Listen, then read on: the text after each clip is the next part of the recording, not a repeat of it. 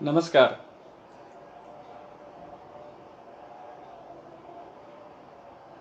नमस्कार. मी भुजंग Bobde, Gandhi research foundation, Jalgaon येथे आंतरराष्ट्रीय वस्तू संग्रहालयाचा प्रमुख म्हणून कार्य करत आहे. आज आपण सर्वजण सिंधुजन अकॅडमीतर्फे आयोजित या कार्यक्रमासाठी म्हणजे या व्याख्यानासाठी आपण इथं सर्वजण आता उपलब्ध आहात. ऑनलाईनमध्ये सध्या जो विषय आपण इथे घेतलेला आहे तो विषय म्हणजे इतिहासाचे अध्ययन का व कसे हा विषय आपण इथे घेत आहोत. खरं म्हणजे हा विषय निवडण्याच्या पाठीमागचं मुख्य कारण की इतिहासाचा ज्या पद्धतीने आज उपयोग होतोय, इतिहासाची मोडतोड करून त्याची रचना ज्या पद्धतीने आज सर्वत्र केली जाते, तर याबद्दलचा गांभीर्यानं विचार करण्याची वेळ आहे. आपण असं म्हणतो इतिहासाची व्याख्या इति अधिक ह अधिक आस म्हणजे हे असे घडले म्हणजेच इतिहास होय अशी इतिहासाची व्याख्या केली जाते.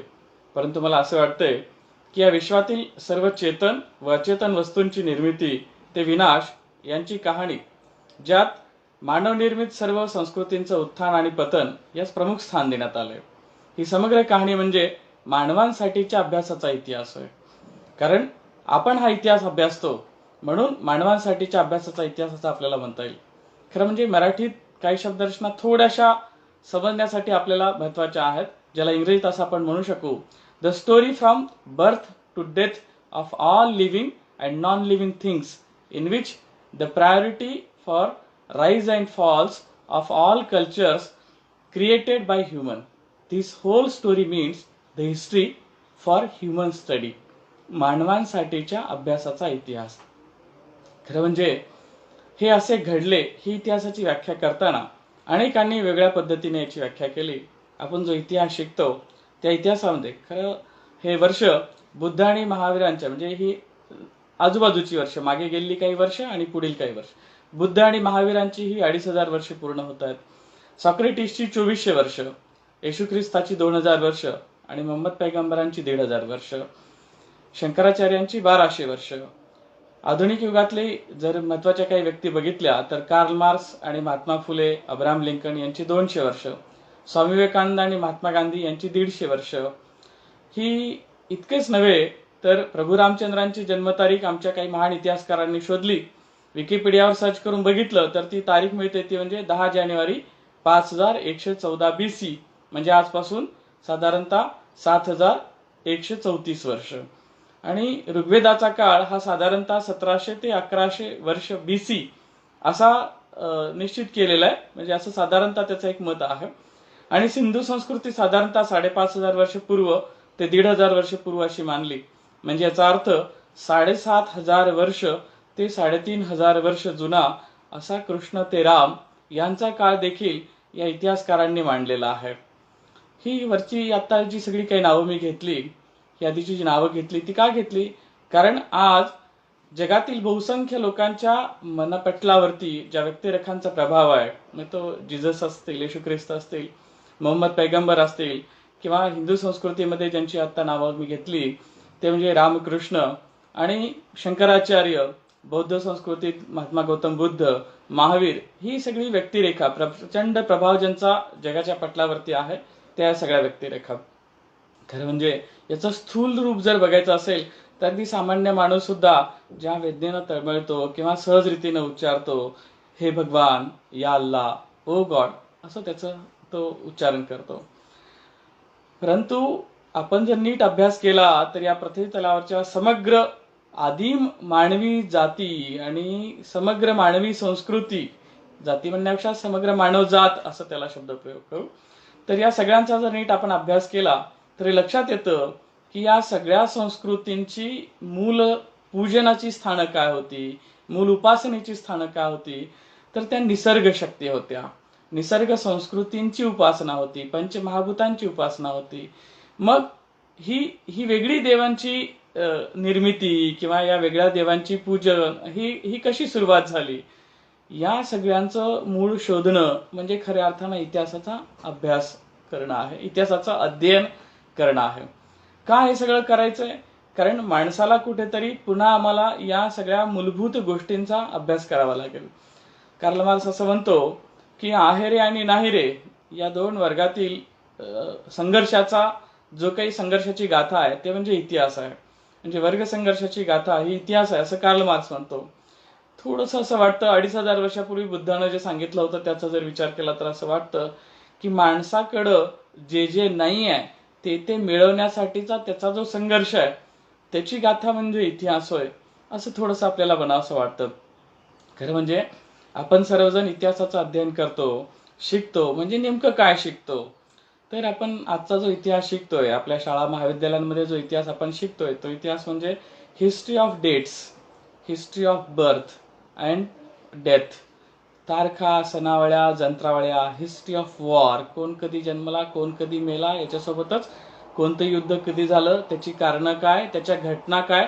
परिणामांचा तितकासा गांभीर्यानं अभ्यास केला गेलेला नाही, परंतु इतिहासाच्या त्या युद्धातली जी कारणं आहेत त्या कारणांचा आणि त्यामध्ये घडलेल्या घटनांचा खूप तपशीलवार अभ्यास करण्यात आलेला आहे. परंतु त्याचे जे परिणाम घडले, समग्र मानवजातीवरती त्याचे जे परिणाम घडले, याचा जर नीट अभ्यास झाला असता तर खरं म्हणजे आज जवळजवळ 2500 वर्षापूर्वीपासून जी काही प्रचंड महायुद्ध सुरू आहेत तर पुन्हा पुन्हा युद्ध जगाच्या पटलावरती आपल्याला दिसली नसती. आजच जी मुख्य वृत्तपत्रांमध्ये आपण जी बातमी वाचतो ते म्हणजे भारताच्या सीमेमध्ये चीनी सैन्य घुसलं, 10 तंबू त्यांनी ठोकले आणि मग युद्धाचं वातावरण निर्माण झालं. रशिया आणि अमेरिकेमध्ये पुन्हा पुन्हा होत असलेल्या या युद्धांची ही वेगळी कारणं. खरं म्हणजे हे सगळं काय, तर आम्ही आमच्या मानवजातीच्या इतिहासामध्ये किंवा या युद्धांच्या इतिहासाला पुन्हा पुन्हा त्याला जर ग्लोरिफिकेशन केलं तर त्याच्यामधनं हे घडतं असं आम्हाला वाटतं. तर या सगळ्यांकडे लक्ष देताच देताच आम्ही जो इतिहास शिकतो तो म्हणजे डावे श्रेष्ठ का उजवे श्रेष्ठ, म्हणजे वैचारिक परंपरा कुठल्या श्रेष्ठ याच्यावरती लक्ष द्यायचं दिलं जातं. तत्वज्ञानाचा इतिहास अभ्यासला जातो.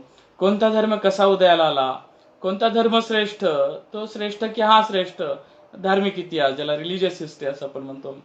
उत्क्रांतीवादाचा इतिहास आपण अभ्यासतो. स्त्री पुरुषांचा म्हणजे स्त्री पुरुष वेगळा वर्ग, आता स्त्रीवादी इतिहास लेखन परंपरा हा एक नवा अभ्यासाचा वर्ग आला.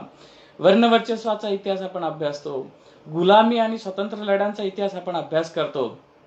खरं म्हणजे या सगळ्या गोष्टी ज्या आपण अभ्यासतोय तर इतिहासाचं अध्ययन का करायचं, याच्यासाठीच आपण अध्ययन करायचं का, याचं थोडंसं विवेचन आधी आपल्याला करता आलं पाहिजे. खरं म्हणजे इतिहासाच्या ज्या विभिन्न शाखा आहेत, आज आपण ज्या सगळ्या इतिहासाच्या विभिन्न शाखा बघतो त्याच्यामध्ये पुरातत्व शास्त्र आहे, संग्रहालय शास्त्र आहे, पुराभिलेखागार शास्त्र आहे, अनेक सगळे सांस्कृतिक संबंधांचं शास्त्र आहे, इंटरनॅशनल रिलेशन्सच्या संदर्भातला अभ्यास करणारं शास्त्र आहे, मानववंशशास्त्र आहे.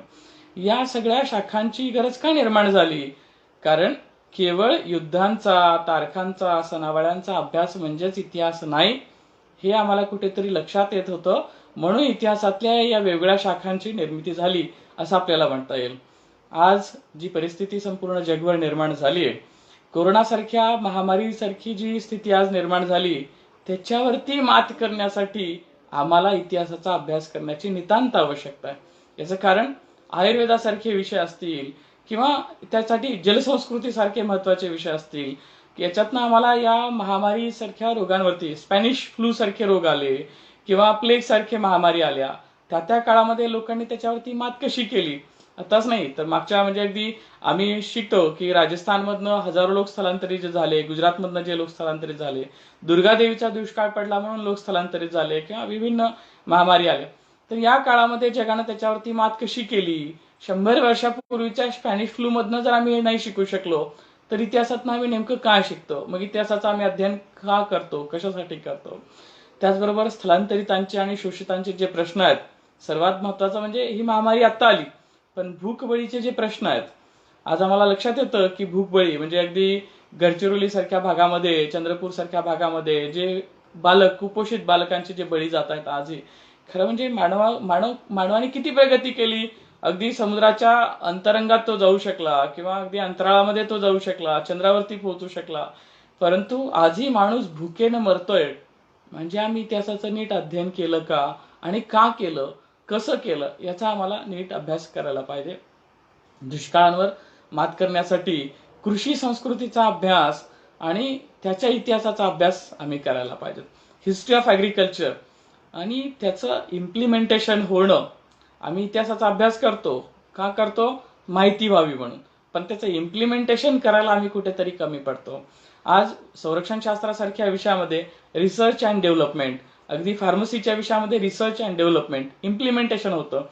परंतु इतिहासातले दुष्काळ जे पडले, म्हणजे आज आम्हाला या अभ्यासावरून लक्षात येतं. खरं म्हणजे एक सुंदर पुस्तक पद्मश्री भवरलालजी जैन यांच्या घराण्याचा इतिहास लिहिताना डॉक्टर श्रीनिवास साठेंनी लिहिलेलं आहे. ज्याच्यामध्ये त्यांनी असं त्या पुस्तकाचा अभ्यास केल्यानंतर असं लक्षात येतं की साधारणतः दर 3 वर्षाला तरी एक छोटासा दुष्काळ या देशामध्ये, भारत देशाचा जर विचार केला तर पडतो. आणि मग कधी तो ओला दुष्काळ असतो, कधी तो कोरडा दुष्काळ असतो. आणि साधारणतः 50 वर्षाच्या अंतराच्या नंतर एक मोठा दुष्काळ या देशामध्ये पडतो की ज्याच्यामुळे हजारो लाखो लोकांचे मृत्यू होतात. याचं छोटंसं उदाहरण 1972ला दुष्काळ पडला हे आपल्याला माहित आहे. 1920-22च्या कालखंडामध्ये प्रचंड मोठा दुष्काळ पडला ही आपल्याला माहिती आहे आणि लाखो करोडो लोकांचे बळी त्याच्यामध्ये गेले. परंतु या पद्धतीनं इतिहासाचा अभ्यास आणि याच्यासाठी इतिहासाचा अभ्यास आम्ही केला का, की ज्या इतिहासाच्या अभ्यासानंतर आम्ही आता परत दुष्काळ पडू नये म्हणून त्यातनं आम्ही काही, त्या इतिहासातनं आम्ही काही शिकलो का, हे तेवढंच महत्वाचं आहे.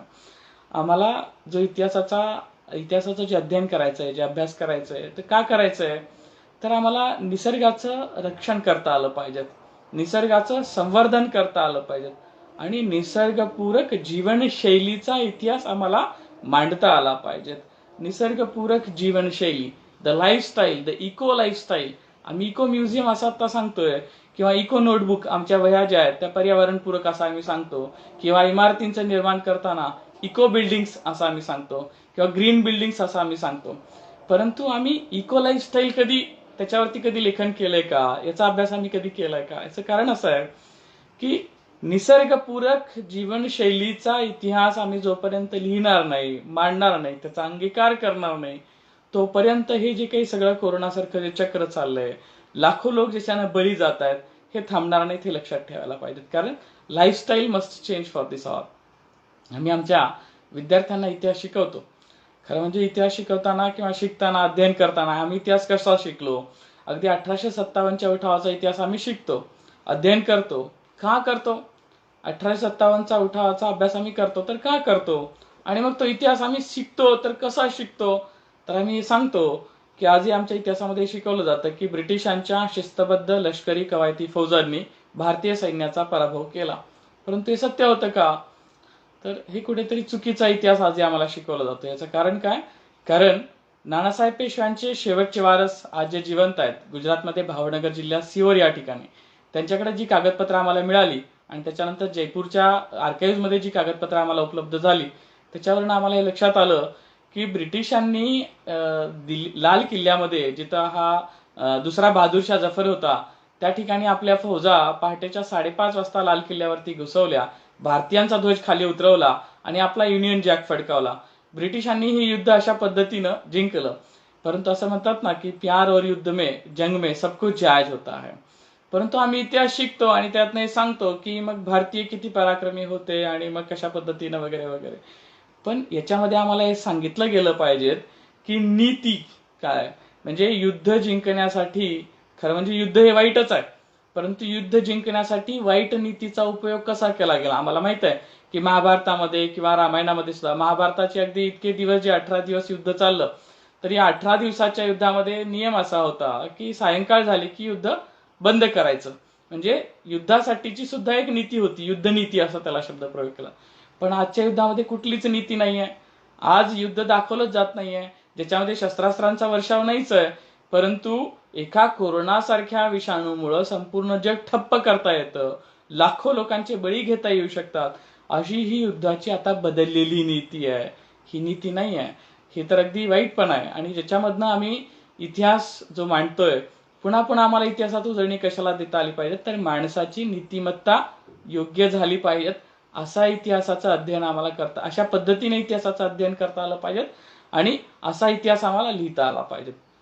आम्ही आमच्या विद्यार्थ्यांना त्यांच्या हक्काची जाणीव करून देत असतो. म्हणजे बरेचदा असं होतं की आम्ही घोषणा देताना सुद्धा सांगतो की शिक्षण आमच्या हक्काचं, नाही कुणाच्या बापाचं, किंवा अशा वेगळ्या घोषणा वेगळ्या वेगळ्याला. आणि मग आरक्षण जर नाही मिळालं तर मग काय, तर मग आम्ही कशा घोषणा देतो, किंवा आम्ही आमच्या जातीचा किंवा धर्माचा उदो करताना जे सांगतो, गर्व नाही पण माझ आहे वगैरे वगैरे. पण जेव्हा आम्ही हक्कांची जाणीव करून देत असतो किंवा हक्कांसाठी आम्ही इतिहास शोधत असतो, त्याच वेळेला आम्ही आमच्या कर्तव्यांची जाणीव करून देण्यासाठी सातत्यानं लिखाण करतो का? पुन्हा पुन्हा एक प्रश्न नेहमी असा मांडता येतो की हिस्ट्री ऑफ ह्युमॅनिटी, मानवतावादाचा इतिहास कधी लिहिला गेला का?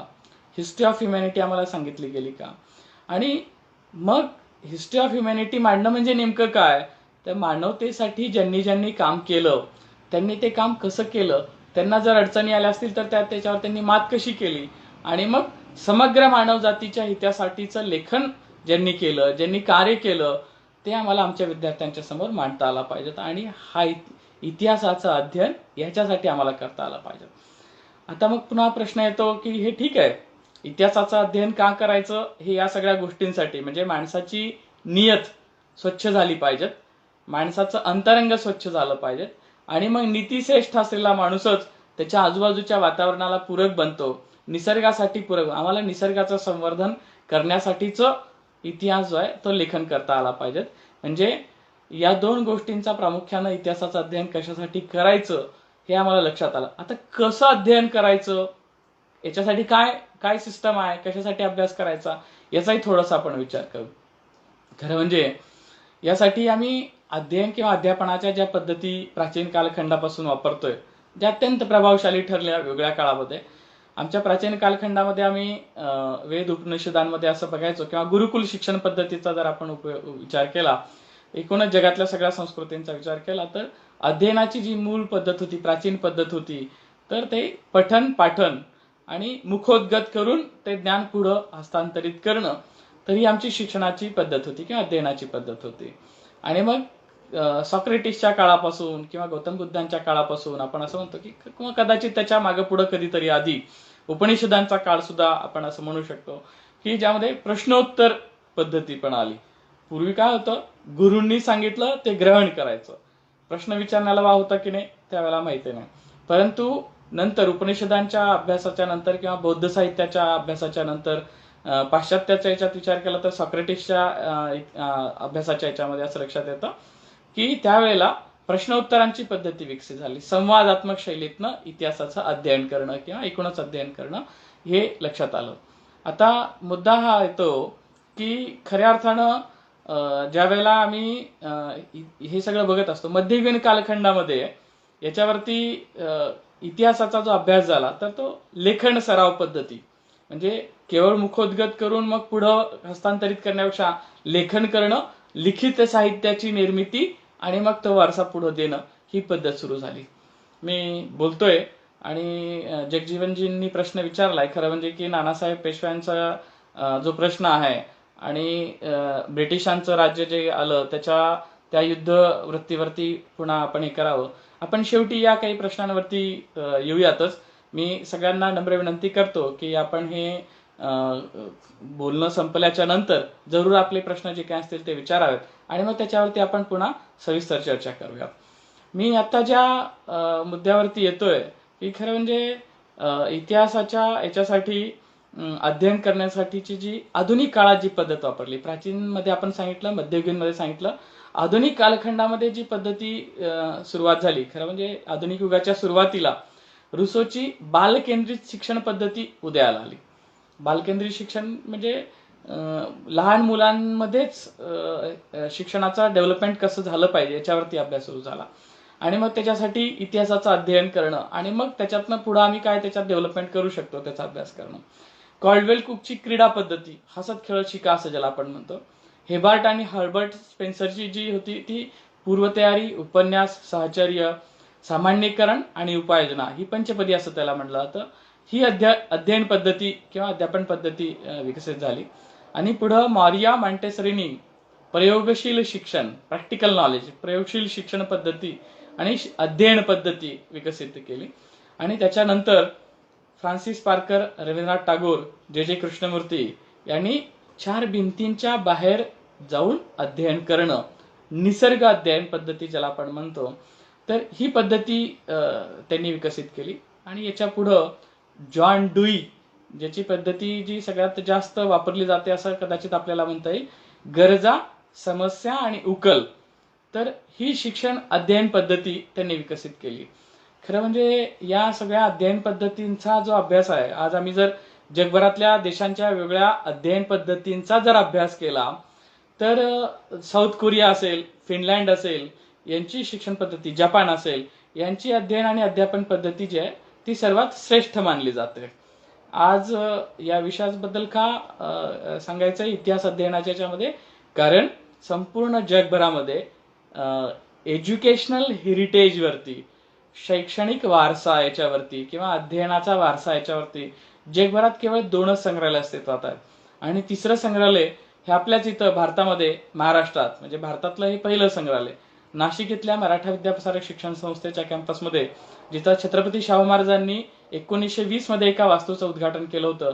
100 वर्ष बरोबर लोटल्याच्या नंतर त्याच वास्तूमध्ये भारतातलं पहिलं इंडियन एज्युकेशन हेरिटेज म्युझियम आपण तिथं बनवतोय. हे वस्तू संग्रहालय आपण तिथं बनवतोय. आणि संपूर्ण जगभरातल्या या अध्ययन अध्यापन पद्धती ज्या आहेत तर त्यांचा वारसा आपण तिथं सगळ्यांच्या समोर मांडतोय. ह्याच्यातनं आपल्याला चांगलं शिक्षण काय आणि ते शिक्षण पुढच्या पिढीपर्यंत आपल्याला कसं पोहोचवता येईल याच्यासाठी आपण त्यामध्ये प्रयत्न करतोय. वस्तू संग्रहालय ही केवळ शो नसतात, तर ती संस्कृतींचा ब्रिज असतात. Museums is not only for a show, they are the bridge of the cultures, म्हणजे संस्कृतींचे ते सेतू असतात असं आपल्याला म्हणता येईल. आणि चांगलं काय आपल्याला त्याच्यामधनं शिकता येतं ते आपण या संग्रहालयामधनं शिकू शकतो. म्हणजे ते एक प्रॅक्टिकल लॅब सारखं आहे थोडक्यामध्ये. इतिहासाच्या प्रयोगशाळा, आम्ही विज्ञानाच्या प्रयोगशाळा बघतो, पण इतिहासाच्या प्रयोगशाळा काय आहेत तर ही आमची ग्रंथालय किंवा आमची संग्रहालय ही खऱ्या अर्थानं इतिहासाच्या प्रयोगशाळा आहेत असं आपल्याला म्हणता येतं. आणि मग इतिहासाचं अध्ययन करत असताना कसं करायचं तर या प्रयोगशाळांचा पुन्हा पुन्हा आम्हाला उपयोग करता आला पाहिजेत. कारण इतिहासाचं अध्ययन कसं करायचं तर याच्यामध्ये आम्ही हे शिकलं पाहिजे की या इतिहासाच्या लॅबोरेटरीजमध्ये जाऊन प्रयोगशील अभ्यास आम्हाला करता आला पाहिजेत. History is not only a art, ती फक्त एक कला नाही आहे, तर इतिहासात घडलेल्या घटना ज्या आहेत त्याचा वैज्ञानिक पद्धतीनं चिकित्सा करून आम्हाला नव्या पिढ्यांना पुन्हा पुन्हा त्या समस्यांचा सामना करावा लागू नये याच्यासाठी आम्हाला अभ्यास करून, खरं म्हणजे आर्काइव्ज आम्ही म्हणतो, पुरातत्वशास्त्र आम्ही म्हणतो, आम्ही काय याचा अभ्यास करतो. खरं म्हणजे काही जणांनी खूप सुंदर, म्हणजे आम्ही महाराष्ट्राचा जर विचार केला तर महाराष्ट्राचा इतिहास याचे जे 2 खंड निर्माण केले आहेत त्यातला प्राचीन कालखंडाचा जो पहिला खंड आहे त्याच्यामध्ये पुरा पर्यावरणीय समालोचन, क्षमा करा, इकडे सगळीकडं लाईट एकाच वेळेला गेली आणि इंटरनेट आणि त्याचबरोबर लाईट्स सर्व बंद पडल्या, त्यामुळं मध्येच हा खंड पडला. खरं म्हणजे ज्या मुद्द्यावरती आपण चर्चा करत होतो की इतिहासाचा अभ्यास करताना आम्हाला या लॅबोरेटरीज आपण ज्याचा उल्लेख करत होतो की इतिहासाच्या प्रयोगशाळा, आर्काइव्ज, आर्किओलॉजी डिपार्टमेंट्स, वस्तू संग्रहालय, तर या आमच्यासाठीच्या ज्या प्रयोगशाळा आहेत इथं जाऊन आम्हाला अध्ययन करता आलं पाहिजे. कसं अध्ययन करायचं त्याच्याबद्दल आपण बोलत होतो. आणि सर्वात महत्त्वाची गोष्ट म्हणजे की या इतिहासाचं अध्ययन करत असताना आम्हाला हे लक्षात ठेवलं पाहिजे की या अध्ययनाची वर्तमानाशी आम्हाला सांगड घालता आली पाहिजेत. नाहीतर एक दिवस असा येऊ शकतो की इतिहास जमा होऊ शकतो. म्हणजे याचा अर्थ काय, खूप गांभीर्यानं हा मुद्दा मी बोलतोय. खरं म्हणजे इतिहासाच्या संदर्भातले प्रश्न जेव्हा आम्ही विचारतो, अगदी इतिहास हा वृक्ष विषय आमच्या विद्यार्थ्यांना का वाटतो आणि एकूणच इतिहासाच्या संदर्भामध्ये जर एक सामान्य माणसाला जर प्रश्न विचारला तर तो गोंधळात का पडतो, याचं कारण असं आहे की जेव्हा आम्ही एखाद्या विद्यार्थ्याला इतिहासाबद्दलचं सांगतो तेव्हा तो म्हणतो की गड़े हुए मुर्दों को उखाड़ने के लिए क्यों इतिहास का हे करना भी नहीं चाहिए. एखाद्या शेतकऱ्याला एखाद्या शेतात जाऊन जर एखाद्या शेतकऱ्याला प्रश्न विचारला की बाबा रे शिवाजी महाराज कधी जन्मले होते, तर त्या शेतकऱ्यानं जर तुम्हाला असं सांगितलं की बाबा रे पाऊस पडत नाही आहे, माझ्या शेतातलं पीक ठीक नाही आहे, दुष्काळाची परिस्थिती आहे आणि तू कशाला मला शिवाजी महाराजांबद्दल प्रश्न विचारतो, मला त्याच्याबद्दल काही नाही माहिती, तू जा माझ्या इथून, असं जर त्यांनी सांगितलं तर आपण त्याला असं म्हणायचं का की तू शिवाजी महाराजांच्या इतिहासाच्या विरोधी आहे किंवा मराठा इतिहासाच्या विरोधी आहे, असं तुम्ही त्याला म्हणाल का? नाही. शेतकऱ्यांसाठी शिवाजी महाराजांनी जी पाणी पुरवठा योजना पद्धती त्यावेळेला आणली होती, जी जल स्थापत्य व्यवस्था त्या काळामध्ये उपलब्ध होती, ती पाणी पुरवठा योजना पद्धती जर आज आम्ही इम्प्लिमेंट करू शकलो, शेतकऱ्याला जर ती आज आम्ही देऊ शकलो, तर आम्हाला शेतकऱ्यांना इतिहास सांगण्याची गरज नाही, तो शेतकरी तुम्हाला त्याबद्दलचा इतिहास सांगू शकेल. म्हणजे मला यातनं सांगायचा मुद्दा हा आहे की आमच्या ज्ञानाचा प्रॅक्टिकल लाईफ सोबत सांगड आम्हाला घालता आली पाहिजेत. खरं म्हणजे ज्या हर्बर्ट स्पेन्सर आणि याच्या शिक्षण पद्धतीचा आपण आता विचार करत होतो, तर या शिक्षण पद्धतीचा उपयोग हा जास्तीत जास्त गणित, विज्ञान आणि भूगोल यासारख्या विषयांच्या अध्ययनासाठी होऊ शकतो. पण इतिहासाच्या अध्ययनासाठी उपयुक्त पद्धती कुठली आहे? तर आम्हाला जे काही ज्ञात झालेलं आहे, आमचा जो काही प्रवास अज्ञाताकडून ज्ञाताकडे झालेला आहे, जो इतिहास आम्ही शोधून काढलाय, त्या इतिहासाची आजच्या वर्तमानाशी सांगड आम्हाला घालता आली पाहिजे. मग ती कशी आम्ही घालणार? तर छोटासा मुद्दा, आता जे प्रश्न किंवा ज्या मुद्द्यांवरती आपण बोलत होतो, कोरोनासारख्या महामारीच्या संदर्भामध्ये आम्ही काय करू शकतो, दुष्काळावरती आम्ही काय कशा पद्धतीनं मात करू शकतो, आणि दैनंदिन जीवनामध्ये छोटासा प्रश्न विचारायचा असेल तर गणितासारख्या विषयामध्ये आम्ही जर सांगितलं किंवा A plus B bracket square is equal to what, A square plus 2ab plus B square, म्हणजे हे उदाहरण आम्ही देतो, म्हणजे किंवा हे उत्तर आहे, ऍक्च्युली त्याचं हे उत्तर आहे, परंतु याचा आमच्या प्रॅक्टिकल जीवनामध्ये आम्ही कसा उपयोग करू शकतो हे जर विचारलं तर लवकर याचं उत्तर देता येत नाही. परंतु सांगड कशा पद्धतीने घालू शकतात गणिताची, आम्ही सांगतो की ज्यावेळेला पैसे मोजायचा विषय येतो किंवा अंतरांचा एखादं गणित करण्याचा विषय येतो, त्यावेळेला आम्हाला त्याचा उपयोग होतो. छोटासा मुद्दा जर आपण विचार केला तर N in the bracket N plus 1 divided by 2 याचा उपयोग कशासाठी करायचा? जर एखाद्याने विचारलं की 1 ते 100 पर्यंतच्या संख्यांची बेरीज किती, तर आम्ही 1 अधिक 2 अधिक 3 अधिक 4 असं जर करत बसलो तर आम्हाला कितीतरी वेळ लागू शकतो, कितीतरी तास लागू शकतात. परंतु ज्या सूत्राचा जर आम्ही उपयोग केला तर आम्ही ते उत्तर 1 मिनिटामध्ये देऊ शकतो. इतिहासाचा असा उपयोग आमच्या जीवनासाठी आम्ही कशा पद्धतीनं करू शकतो? तर आज आम्ही म्हणतो की भारत हा मनुष्यबळाने विकसित असलेला देश, म्हणजे ज्याच्याकडे प्रचंड मनुष्यबळ आहे, तरुणांचा देश असा आपण याचा उल्लेख करतो. आणि तरुणांचा देश असं जर आपण याला म्हणत असू तर मग आम्ही याचा उपयोग कशा पद्धतीने करू शकतो? छोटंसं उदाहरण की आमच्या शिक्षणामध्ये किंवा आमच्या इतिहासाच्या अध्ययनामध्ये आमच्या या सगळ्या ज्ञानाचा उपयोग आम्हाला वर्तमानाशी घालता आला पाहिजे. कशा पद्धतीनं? उत्पादक व्यवसायांसोबत आम्हाला आमच्या या बाकीच्या इतर विषयांना गुंफता आलं पाहिजेत. उदाहरणार्थ शेती असेल किंवा वस्त्रविणणं असेल, याच्यासोबत आम्हाला जे आहे तर आम्हाला आमच्या विज्ञानाची आणि गणिताची सांगड घालता आली पाहिजेत. आता ही सांगड कशी घालायची? सोपं आहे. मी माझ्या अंगावरती हा जो कपडा घातलेला आहे तर मी माझ्या हाताने हा स्वतः तयार केला आहे. आम्ही दररोज चरखा चालवतो. सकाळी आमच्याकडे जेव्हा सर्वधर्म प्रार्थना होते त्याच्यानंतर आम्ही चरखा चालवतो, आणि चरखा चालवल्याच्या नंतर दररोज अर्धा तास जर आम्ही इमानदारीनं चरखा चालवत असू, पेटी चरखा, तर वर्षाकाठी आम्ही आमचे 6 ड्रेस तयार करू शकतो. म्हणजे वस्त्रांच्या बाबतीतलं स्वावलंबन आम्ही होऊ शकतो, स्वावलंबी होऊ शकतो. याच्यासाठी काय करायचंय? दररोज अर्धा तास इमानदारीनं काम करायचं.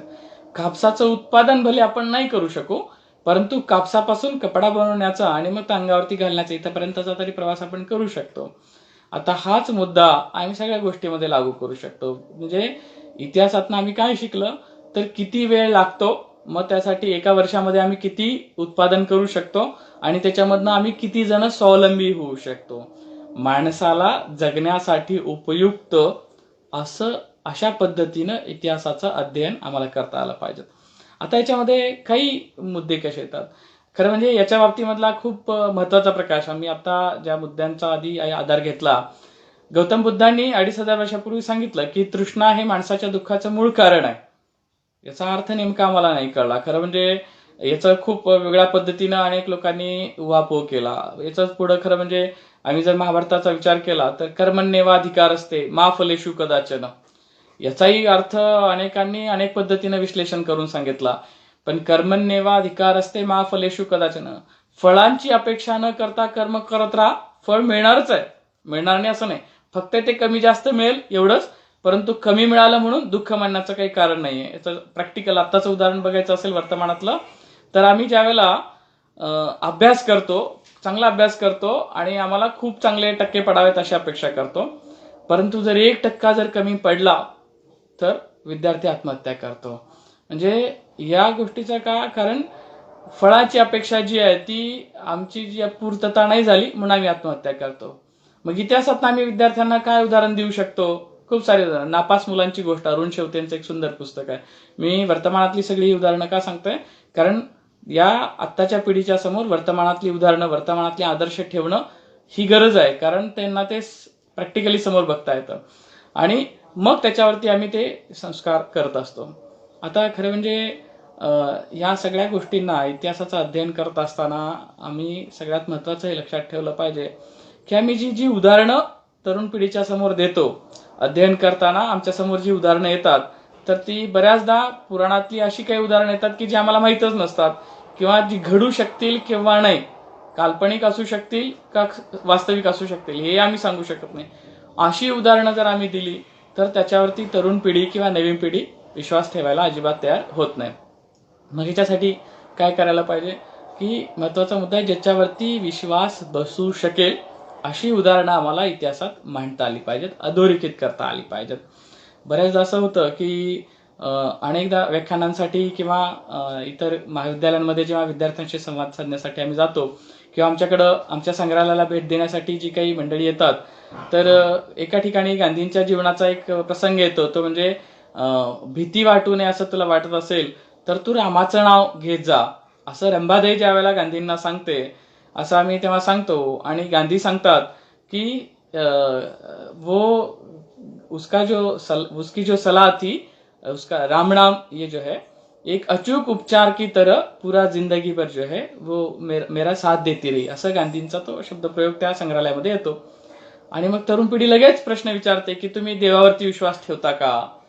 मग आम्ही त्यांना असं म्हणतो की माणसातल्या चांगुलपणाला जर तुम्ही देव मानणार असाल, आपण म्हणतो ना की एखादा व्यक्ती जर संकटात जर धावून आला तर त्याला आपण म्हणतो तू देवासारखा धावून आला, म्हणजे आम्ही त्यावेळेला त्याचा उल्लेख देवासारखा करतो. म्हणजे हे नीट लक्षात ठेवलं पाहिजेत की माणसातल्या चांगुलपणाला जर आम्ही देव मानणार असू तर त्या चांगल्या व्यक्तीला मी देव मानायला तयार आहे. आता मुद्दा हा आहे की मग पुन्हा गाडगेबाबांचा, तुकडोजी महाराजांचा आणि या सगळ्या संतांचा जर अभ्यास केला, इतिहासातनं यांचा जर अभ्यास केला तर हे लक्षात येतं की माणसातल्या देवत्वाला यांनी सगळ्यांनी मान्यता दिलेली आहे. आता मग पुन्हा मुद्दा येतो की मग आम्ही आमच्या प्राचीन इतिहासातनं काय शिकायचं? खरं म्हणजे प्राध्यापक बलदेव मिश्रांनी वेदांची उत्पत्ती याच्यावरती एक सुंदर लेखन केलेलं आहे. 1969ला जे पुस्तक दिल्ली युनिव्हर्सिटीनं पब्लिश केलेलं होतं, प्राध्यापक बलदेव मिश्रा, वेदांची उत्पत्ती आणि त्यांचं रहस्य असं या ग्रंथाचं नाव आहे, ज्याच्यामध्ये त्यांनी असं सांगितलेलं आहे की एकूणच सगळ्या ज्या या वेदांची जी निर्मिती आहे तर ही कशा पद्धतीनं झाली, तर त्यांनी त्याचा एक शास्त्रीय अभ्यास जो केला, आजही जंगलांमध्ये राहणारे आदिवासी समुदाय जे निसर्ग शक्तींची पूजा करतात, अशा या आदिवासी लोकांना ज्यांना लिहिण्याची पद्धती माहिती नव्हती किंवा ज्यांना वाचनाची पद्धती माहिती नव्हती, परंतु जे निसर्ग देवतांची पूजा करायचे आणि हे पूजन करण्यासाठी ते जे काही गुणगुणायचे, तर हे सगळं ज्यांनी शब्दबद्ध केलं म्हणजे कोणी तर वेगळ्या ज्यांना लेखनाची पद्धत माहीत होती अशा लोकांनी, तर या लेखनाच्या नंतर म्हणजे या आदिवासींचं हे गुणगुणणं आणि वेदातल्या या रुचा या दोन्हींचा कंपॅरेटिव्हली अभ्यास करून त्यांनी हे सांगितलं की या रुचा ज्या आहेत तर त्या या सगळ्या निसर्ग देवतांची उपासना करणाऱ्या लोकांनी निर्माण केलेल्या आहेत, असं त्यांनी त्याच्यात त्यांचं एक विश्लेषण मांडलेलं आहे. कितपत मांडायचं हा ज्याच्या त्याच्या अभ्यासाचा आणि अध्ययनाचा विषय आहे. परंतु महत्वाची गोष्ट अशी आहे की आम्हाला हे लक्षात घेतलं पाहिजे, ऋग्वेदात सुद्धा ऋग्वेदाच्या शेवटी या गोष्टींवरती त्यांनी भाष्य केलेलं आहे. ते असं म्हणतात की या विश्वाची निर्मिती कोणी केली असेल, खरं तर आधी विश्वाची निर्मिती झाली, माणसाची निर्मिती झाली आणि मग देवांची निर्मिती झाली. मग देवांची निर्मिती कोणी केली असेल किंवा हे बाकीचे जे प्रश्न आहेत त्याच्यात, तर ते असं म्हणतात की दूरवरून पाहणारी कोणी जी शक्ती असेल किंवा या सगळ्याच्या पलीकडे जी एक शक्ती असेल, कदाचित त्या शक्तीला ते माहीत असेल, असं वेदांच्या शेवटी त्याचा उल्लेख केला. आता मुद्दा हा राहतो, खरं म्हणजे आम्हाला इतिहासाचं अध्ययन करणाऱ्यांना आणि कसं अध्ययन करावं याचा विचार करणाऱ्या सगळ्यांना आमच्या कार्य करण्यासाठी म्हणजे जे जे चांगलं काम आहे किंवा एखादं काम करण्यासाठीच्या ज्या प्रेरक शक्ती आहेत, तर ते प्रेरक शक्ती असेल, किंवा आमच्या सद्वर्तनासाठी माणसानं चांगलं वागावं या सद्वर्तनासाठीची जी श्रद्धाशक्ती आहे, म्हणजे त्याच्यानंतर निसर्गाच्या प्रकोपाची जी भीती आहे, 3 गोष्टी नीट लक्षात घेतल्या पाहिजेत, की कार्य करण्यासाठीची प्रेरक शक्ती, सद्वर्तनासाठीची श्रद्धाशक्ती आणि निसर्गाच्या प्रकोपाची भीती. कदाचित याच्यातून देवाची निर्मिती झाली असावी, कारण या सगळ्या शक्ती आहेत की ज्या आम्ही वेगळ्या वेगळ्या कारणासाठी वेगळ्या ठिकाणी वापरतो. कदाचित याच्यातून देवाची निर्मिती झाली असेल आणि त्याच्या चिकित्सेतून मग तो देव कसा असेल, मग त्याचं हे कसं असेल, आणि मग मग ते आपण त्याची पूजा केली पाहिजे किंवा नाही, आणि मग पूजा करायची तर कशा पद्धतीनं केली पाहिजे, द वे ऑफ वर्शिप, आणि मग ही सगळी फिलॉसॉफी, याच्यातनं कदाचित धर्माचा उदय झाला असेल. देवाची चिकित्सा किंवा देवासंबंधीच्या गोष्टींची चिकित्सा याच्यातून झाला असेल असं मला वाटतं. आणि इतिहासाचं अध्ययन करताना आम्ही सगळ्यांनी सगळ्यात पहिल्यांदा कृती आणि त्याचा कार्यकारण भाव याची नीट सांगड घातली पाहिजेत. आणि ती जर सांगड नाही घातली गेली तर काय होऊ शकतं, तर सांगड घालायची म्हणजे नेमकं काय, छोटंसं उदाहरण त्याच्यासाठी आपण बघूयात. आम्ही शिकतो किंवा अध्ययन करतो म्हणजे नेमकं काय करतो, कशासाठी करतो. सगळ्यात पहिल्यांदा मुद्दा हा राहतो की आम्ही शिकतो म्हणजे इतिहासाचं अध्ययन करतो किंवा इतर विषयांचं अध्ययन करतो तर नोकरी मिळवण्यासाठी. नोकरी कशासाठी मिळवायची, पैसा कमवण्यासाठी. पैसा कशासाठी कमवायचा, सुखानं जगता आलं पाहिजे याच्यासाठीचा. परंतु भारतीय संस्कृतीचा किंवा एकूण जगभरातल्या संस्कृतींचा जर विचार केला, ज्या वेळेला माणसाला पुस्तकी शिक्षण माहिती नव्हतं, तेव्हाही तर माणूस सुखी होता. म्हणजे का सुखी होता, कारण पाठीमागं जर आपल्याला एक सुंदर चित्र दिसत असेल वरच्या बाजूला, तर बेलूर इथल्या एका सुंदर मंदिराचं ते स्थापत्य आहे. मंदिर स्थापत्याचा एक सुंदर तो फोटोग्राफ आहे. हे काय, तर अनेक वर्ष परंपरागत शेकडो वर्षापासून, हजारो वर्षापासून मानवानं स्वतःमधल्या कलांना विकसित करून, कौशल्यांना विकसित करून जे निर्माण केलेलं होतं, जी सुंदरता निर्माण केली होती, ती आम्हाला इथं दिसते. आणि याच्यातनं माणसाचं जगणं सुखी करण्याचा तो प्रयत्न करत होता. पण आज आम्ही जी अध्ययन पद्धती स्वीकारलेली आहे त्याच्यामध्ये आम्ही काय करतोय, तर फक्त पुस्तकी शिक्षण, ज्याच्यामध्ये प्रॅक्टिकल नॉलेजचा अंतर्भाव नाही आहे, तर अशी अध्ययन पद्धती आम्ही स्वीकारली. आणि इतिहासात हे प्रकर्षानं जाणवतं. म्हणून इतिहासाचा उल्लेख सर्वसामान्य माणूस सुद्धा ज्या पद्धतीने करतो, की गडे हुए मुर्दों का उखाडना इतिहास आहे, असं त्याचा जो तो उल्लेख करतो, तरी आम्हाला लक्षात ठेवलं पाहिजे. आता पुन्हा एकदा इतिहासाच्या अगदी बॅकपासूनचा आम्ही जर नीट विचार केला तर महाभारतामधलं एक सुंदर उदाहरण याच्यासाठी आहे की युधिष्ठिराच्या समोर चार्वाक येतो एकदा, आणि चार्वाक हा आपल्या गणगोताला ठार केल्याबद्दल तो युधिष्ठिराची निर्भत्सना करतो. खरं म्हणजे त्यावेळेला दरबारात असले सगळेजण थक्क होतात. याचं कारण काय, कारण चार्वाकचं तत्वज्ञान आपल्या सगळ्यांना माहित आहे. आणि याला एक वेगळा शब्दप्रयोग जर आपण केला तर उपभोगवादी वृत्ती ही नैतिकतेबद्दल विचारत असते. आता इथं फार मोठे प्रश्न आहेत. खरं म्हणजे नैतिकतेच्या गोष्टी करणारे लोक सुद्धा, इतिहासामध्ये आम्ही जेव्हा लेखन करतो, अनेक इतिहासकार सुद्धा लेखन करताना सुद्धा, तर उपभोगवादी वृत्ती या नैतिकतेबद्दलचा प्रश्न विचारतात, तेव्हा तोच एक मोठा उपहास ठरतो. कसं काय, याचं कारण आहे, कारण आम्ही लोक म्हणजे आम्ही इतिहासातनं काय शिकलो असा आम्ही प्रश्न विचारतो. तर आम्ही जी जीवनशैली स्वीकारली, ती जीवनशैली माणसाचं जगणं सुखी करण्यासाठी आहे का, ती जीवनशैली निसर्ग पूरक आहे का, इतिहासाचं अध्ययन करताना आम्ही या गोष्टींचा विचार करायला पाहिजेत. आणि कसं इतिहासाचं अध्ययन करतो, तर त्यावेळेलाही हे आम्ही लक्षात ठेवलं पाहिजेत की या गोष्टीसाठी आपल्याला अभ्यास करायचा आहे. आणि याच्यामध्ये मग अजून खरं म्हणजे सगळ्या इतिहास अभ्यासकांना आणि घटना विश्लेषकांना हे मोठा प्रश्न विचारावा वाटतो, तो म्हणजे की आम्ही ज्या वेळेला दररोज म्हणजे आज आता मी भारत आणि चीनच्या याच्या संदर्भातला उल्लेख केला, तर हा प्रश्न आमच्यासाठी जास्त महत्वाचा आहे. धर्म आणि जातीच्या संदर्भातले संघर्ष हा प्रश्न आमच्यासाठी जास्त महत्वाचा आहे का जागतिक पर्यावरण वाढ, म्हणजे तापमानात जी वाढ होते हा प्रश्न आमच्यासाठी जास्त महत्वाचा आहे. यासाठी आम्हाला विचार केला पाहिजे. आणि आताचं जे उदाहरण सगळ्यात महत्वाचं आहे की फिनलँडमध्ये जी एक शाळा सुरू झाली, मी आता फिनलँडच्या शिक्षण पद्धतीबद्दल बोलत होतो, परंतु एक शाळा आता नुकतीच तिथं सुरू झाली आणि तिथल्या मुलांचं एक चित्र दिव्य मराठीच्या शेवटच्या पानावरती प्रकाशित झालं होतं, ज्यामध्ये शाळेतली लहान लहान मुलं ही तोंडावरती ते फेस शिल्ड घालून आणि मास्क घालून सगळी मुलं अशी वर्गामध्ये एक एकटी बसून शिकत होती. काय मिळवलं खरं म्हणजे माणसानं, म्हणजे आम्ही सगळ्यांनी काय लेखन केलं आजपर्यंत 2500 वर्षात, म्हणजे प्रिंटिंग टेक्नॉलॉजीचा विचार केला तर मागच्या 400-500 वर्षामध्ये आम्ही काय लिहिलं आणि काय पुन्हा पुन्हा मांडलं, आम्ही कशाला ग्लोरिफिकेशन केलं की ज्याची उदात्तीकरण केल्यामुळं पुन्हा पुन्हा त्याचं अनुकरण होतं. खरं म्हणजे इतिहास अध्ययन करणाऱ्यांनी हे लक्षात ठेवलं पाहिजे की आम्ही काय वाचायचंय. कारण काय होतं, आम्ही जे वाचतो त्याचं आम्ही मनन करतो, चिंतन करतो आणि मग त्याच्यानंतर आम्ही लेखन करतो. बरेच लोक असे विचारतात की तुम्ही केवळ 12 वर्षामध्ये 20 पुस्तकांचं लेखन केलं तर तुम्ही कसं केलं.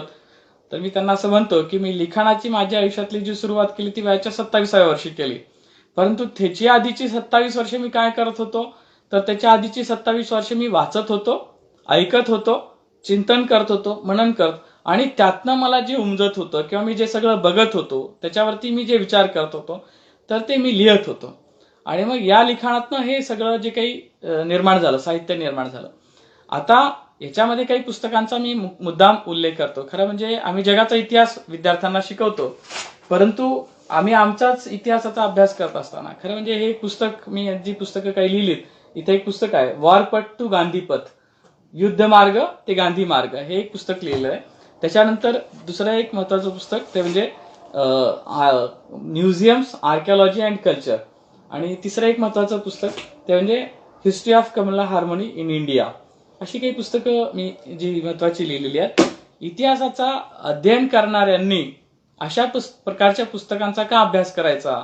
आम्ही बघतो छोट्या छोट्या घटना आमच्या आजूबाजूला घडत असतात, वर्तमानाशी इतिहासाची सांगड घालताना आम्हाला हे लक्षात ठेवलं पाहिजे.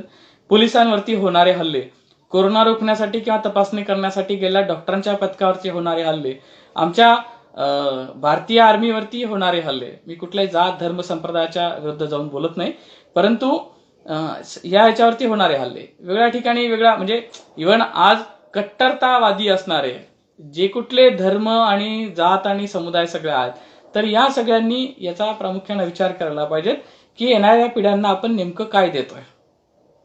इतिहासाचं अध्ययन करणाऱ्यांनी पण हे लक्षात ठेवलं पाहिजे की आम्ही ज्याचं अध्ययन करणार आहोत त्या अध्ययनातनं, म्हणजे आणि दुसरं आम्ही कसं अध्ययन करणार आहोत आणि लास्ट कसं अध्ययन करणार त्याचं एक छोटं उदाहरण मी आपल्याला देतो आणि ज्यातनं काय निष्पन्न होणार आहे.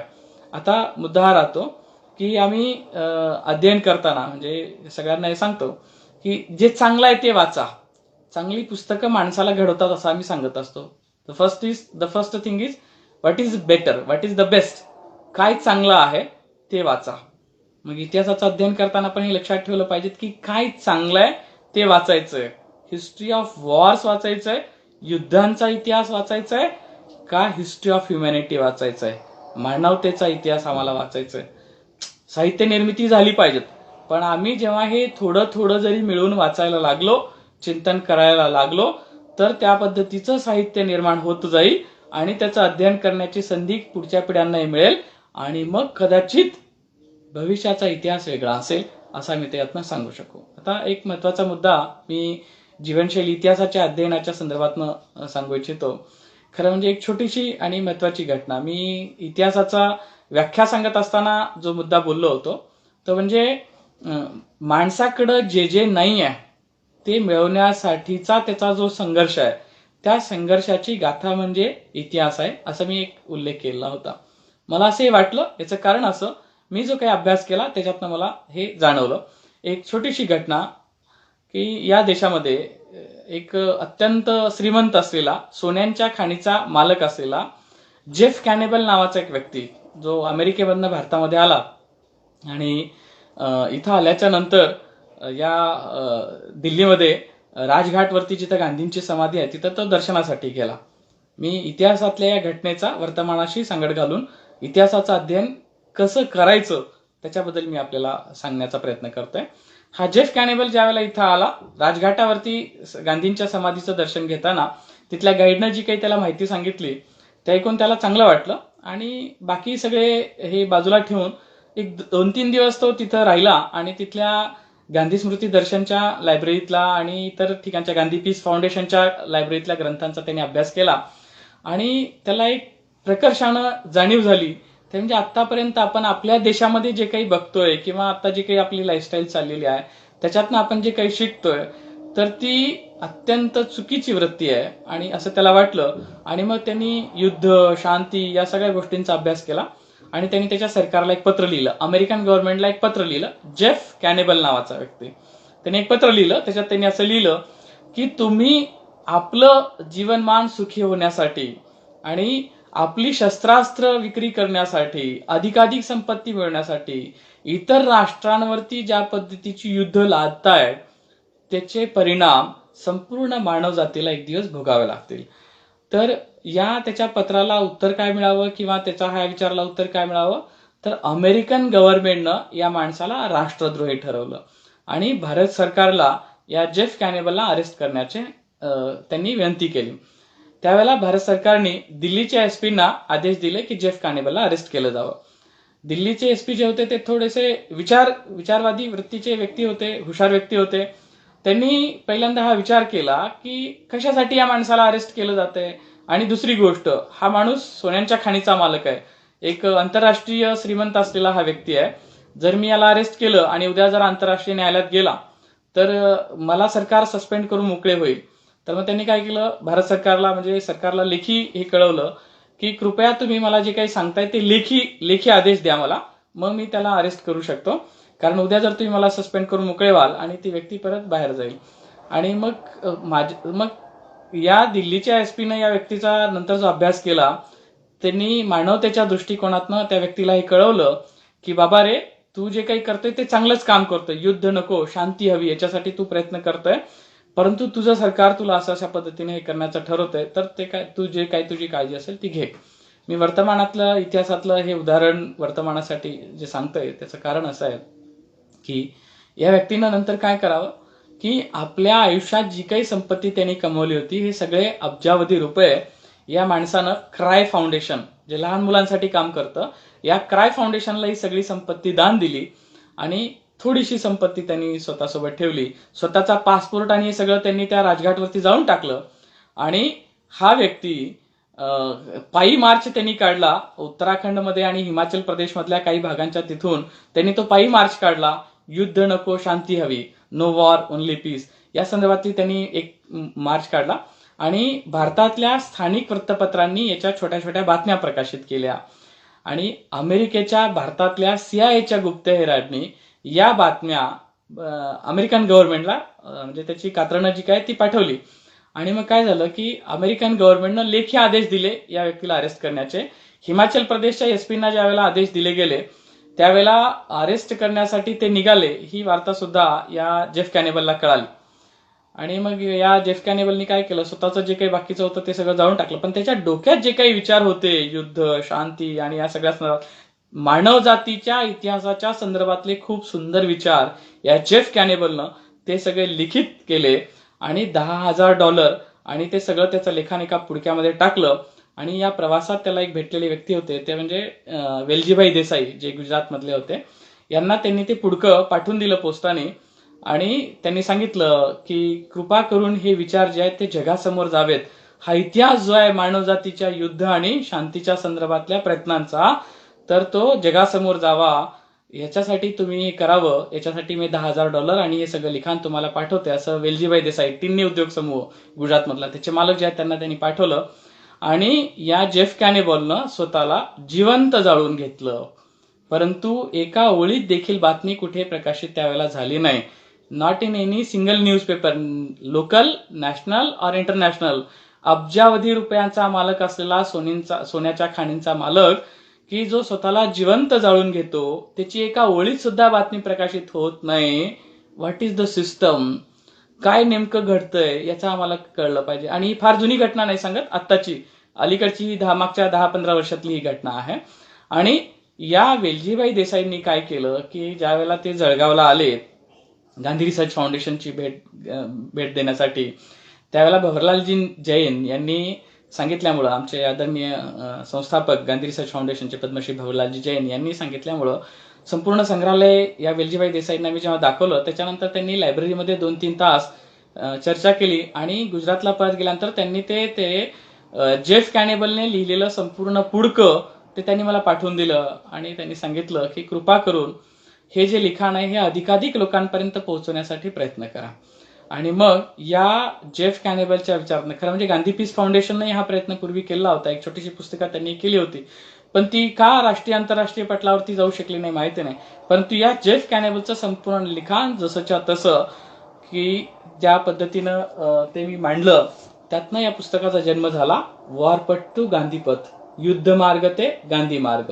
याच्यावरती एडिटर असं लिहिलंय आणि वरती लिहिलंय मेसेज फ्रॉम मॉरल सोवर्जिन, म्हणजे नैतिकतेसाठीचा हा एक हुतात्मा ठरला जेफ कॅनेबल.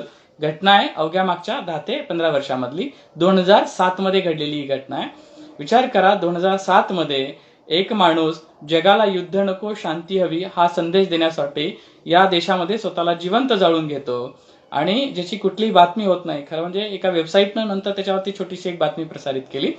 परंतु आम्ही सगळेजण आज जो काही प्रश्न, आमचे जे काही सगळा संघर्ष जो चाललेला आहे तो अहिक सुखोपभोगवाद जे आहे, म्हणजे अधिकाधिक मिळवणं, म्हणजे माझा सगळा जो काही संघर्ष चाललाय, समग्र मानवजातीचा जो काही सगळा संघर्ष चाललाय तो अजून अजून अजून पाहिजे, ग्रीड म्हणजे लालच, त्याच्या पाठीमागे जे काही आम्ही चाललोय. मला जर पाणी पाहिजेत तर माझ्या गरजेपुरतं जेवढं आहे तेवढंच वापरणं, याचं हे न करता की चालले वाया चालले पाणी वाया चालले, त्याच्याकडे लक्ष नाहीये.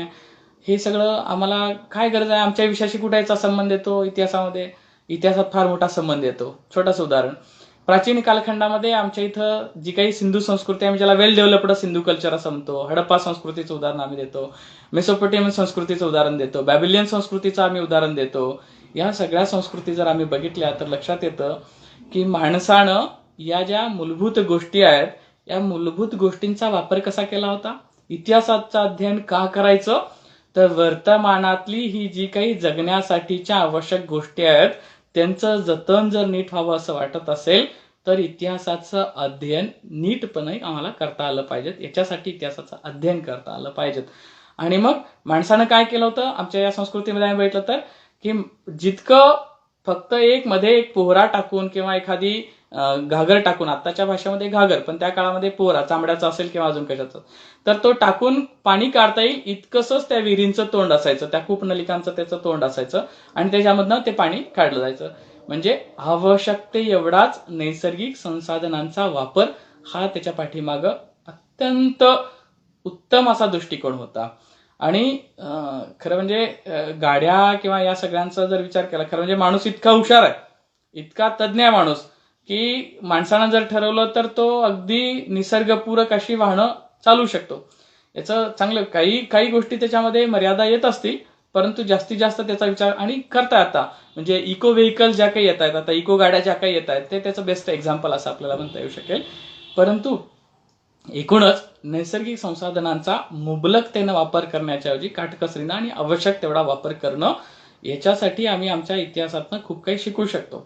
याची अजून दुसरी काही महत्वाची उदाहरणं जर आपण बघितली तर जैन संस्कृतीमध्ये अत्यंत एक सुंदर उदाहरण त्यांनी दिलेलं आहे. ते म्हणजे त्यांचा जो श्रावक वर्ग जो असतो, तर चातुर्मास ज्या वेळेला सुरू होतो तर त्याच्यात त्यांनी असं लिहिलंय की जेव्हा तुम्ही चातुर्मासात बाहेर असता किंवा जेव्हा तुम्ही कुठेही असता, त्यावेळेला तुम्ही जर एखाद्या ताटामध्ये जर अन्न जेवण करत असाल, जर एखाद्या थालीमध्ये तुम्ही अन्न ग्रहण करत असाल, तर अन्न ग्रहण केल्याच्या नंतर तो हात धुतल्याच्या नंतर त्या ताटामधलं ते पाणी जे आहे ते पिऊन टाकावं असं या जैन साहित्यामध्ये, आगम साहित्यामध्ये लिहिलेलं आहे. का लिहिलंय बघा, याच्या पाठीमागे किती वैज्ञानिक दृष्टिकोनाचा आम्ही हे सांगू शकतो. पहिला मुद्दा की आम्ही आमचा हात आधी स्वच्छ धुतला पाहिजेत. आज आम्ही जे पुन्हा पुन्हा सांगतोय ना, हात स्वच्छ धुतले गेले पाहिजेत, हात स्वच्छ धुतले गेले पाहिजेत. म्हणजे जर तुम्हाला जेवण झाल्याच्या नंतर त्या ताटात हात धुवून जर पाणी प्यायचं तर याचा अर्थ जेवणाच्या आधी तुमचे हात पूर्ण स्वच्छ असले पाहिजेत. जे काही तुम्ही ताटात घेतलंय ते संपूर्ण अन्न संपवलं गेलं पाहिजे, म्हणजे अन्नही वाया जाणार नाही. आणि तिसरं महत्वाचं म्हणजे हात धुतल्याच्या नंतर जे पाणी आहे ते पाणी त्या ताटामध्ये तुम्ही हे करून जेव्हा पिता तर त्यावेळेला काय होईल की ताट धुण्यासाठी पुन्हा जे पाणी लागणार आहे ते अगदी कमी लागेल, किंचितसं लागेल. तर हा त्याच्या पाठीमागचा खरा म्हणजे वैज्ञानिक जाणीवा आहेत. इतिहासाच्या अध्ययनात या वैज्ञानिक जाणीवा लपलेल्या आहेत. आम्हाला त्या जाणीवा समजल्या पाहिजेत आणि आम्ही अशा पद्धतीनं त्याचं अध्ययन केलं पाहिजे. आता याच्या बाबतीतली अजून काही सुंदर उदाहरणं आपल्याला बघता येतील. ती म्हणजे जसं आता मी सांगितलं की अन्नाची नासाडी होऊ नये म्हणून किंवा पाण्याची नासाडी होऊ नये म्हणून. खरं म्हणजे जलसंस्कृतींचा अभ्यास केला तर याची खूप काही चांगली उदाहरणं अजूनही आम्हाला मिळतात.